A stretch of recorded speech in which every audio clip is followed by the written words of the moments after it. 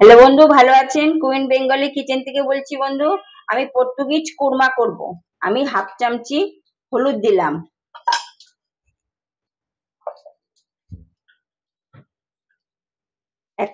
ছোট এক চামচি নুন দিলাম,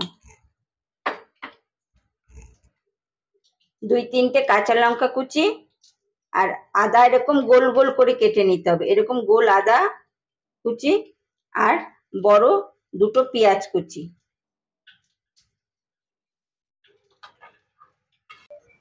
আর 1 চামচি ঘি। বন্ধু, আমার ওই পাত্রে হচ্ছে না বলে আমি বড় পাত্রটা নিয়ে নিয়েছি, এটাতে আমি মেখে রেখে দিচ্ছি।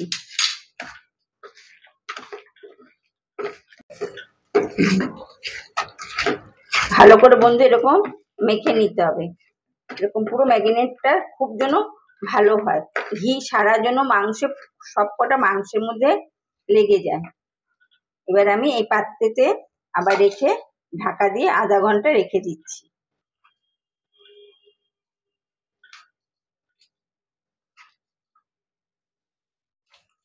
বন্ধু, আধ ঘন্টা এরকম চাপা ঢাকা দিয়ে রেখে দেব। বন্ধু, আধ ঘন্টা হয়ে গেছে, আমি তুলে নিচ্ছি।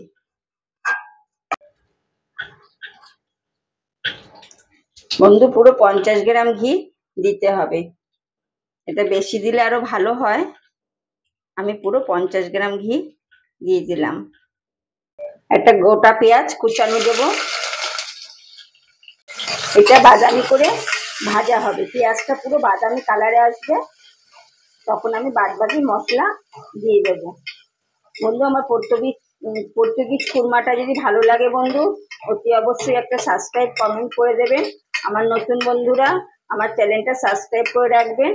আমার পুরনো বন্ধুরা যে আমার ভিডিও দেখছেন, অতি অবশ্যই আমাকে কমেন্ট করে জানাবেন আমার পর্তুগিজ কুরমাটা কেমন করলাম বা কিরকম লাগলো আপনাদের।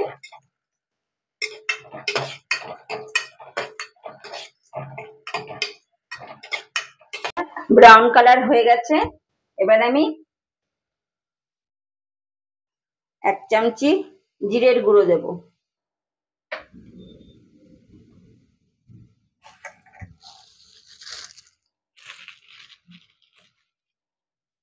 ছোট 1 চামচি এলাচের গুঁড়ো দেব, ছোট এলাচ,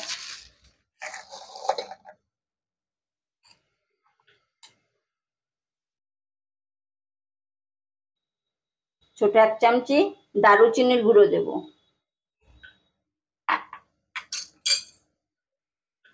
এটা নাড়া দেব, মাংসগুলো সব দিয়ে দেব।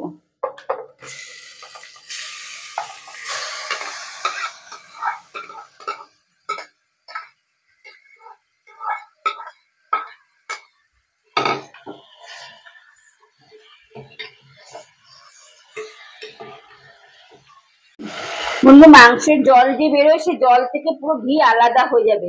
এবার আমি লঙ্কার গুঁড়ো দেবো 1 চামচি,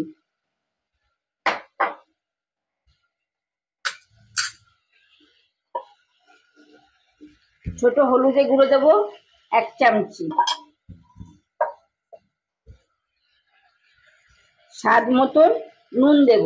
আমি আগে 1 চামচি দিয়েছি, এখন 2 চামচি, 2.5 চামচি দিলাম।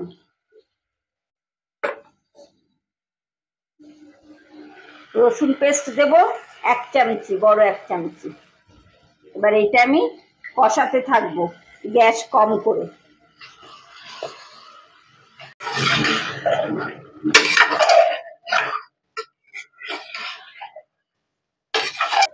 1 চামচি ভিনিগার নেব, জল দেব, মাংসের মধ্যে দিয়ে দেব, দিয়ে একটু নাড়া দেব।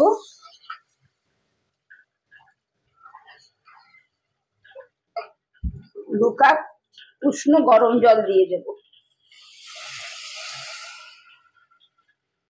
একটা সিটি দেব, একটা সিটি দিলে মাংস হয়ে যাবে পুরো। এবার গ্যাস বাড়িয়ে দেব, গ্যাস অফ করে দেব। একটু পরে এটা আমি খুলে আপনাদের দেখাচ্ছি। বন্ধু, পর্তুগিজ কুরমা কেমন হলো এবার আমি সার্ভ করে নিচ্ছি। বন্ধু, পর্তুগিজ কুরমা কেমন হলো অতি অবশ্যই কিন্তু কমেন্ট করে জানাবেন। আপনাদের মধ্যে বন্ধু শেয়ার করে দেবেন, আর আমার নতুন বন্ধুরা সাবস্ক্রাইব করে রাখবেন। আসি বন্ধু, আবার দেখা হচ্ছে আগামী একটা পর্ব নিয়ে, নতুন একটা ভিডিও নিয়ে আপনাদের কাছে আসছি।